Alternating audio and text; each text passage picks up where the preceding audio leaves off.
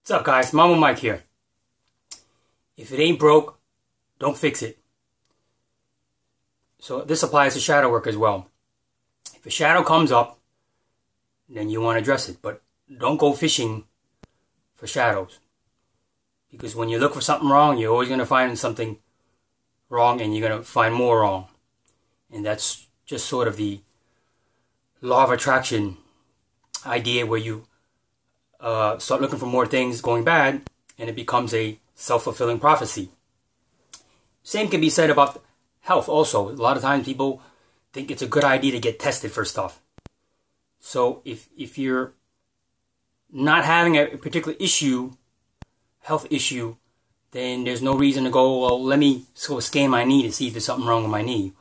Well, chances are you have some natural wear and tear in your body, and sometimes you might detect things, but the treatment becomes worse than the disease. So a lot of times people will find a little tumor or a little something that's supposedly cancerous, but you'll probably die before the little tumor kills you. But then somebody gets tested and they say, hey, look, it's a little thing over there, and now we're going to have to go in here and do surgery. I'm going to zap it with all these chemicals, and people die from the treatment. And I know that's an odd example, but same thing can happen when it comes to emotional, mental stuff. You can make yourself fucking crazy looking for shit that's either not there or it's not as big of a problem as you make it out to be. So your worry about the problem ends up being bigger than the actual problem itself.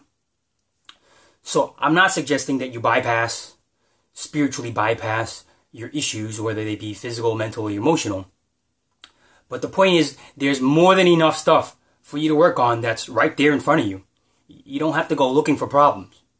So if you find yourself stressed, if you find yourself obsessing or thinking about certain things, you're worried, you're having relationship problems, health problems, low energy, bowel movements, whatever those things are, they're right there. Address the obvious.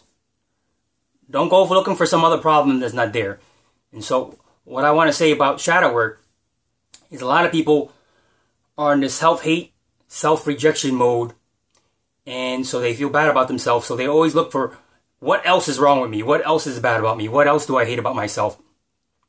And that's not the point of shadow work.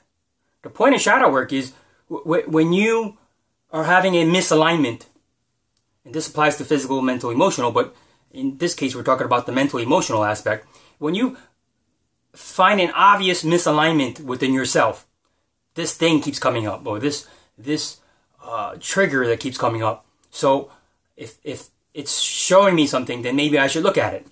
So for example, you have issues with your mother, or you have issues with people judging you or whatever. So okay, maybe I have a shadow about that, so let's look at that. But you don't go looking for other problems when there's no obvious reason to look there. So just work on the stuff that's in front of you.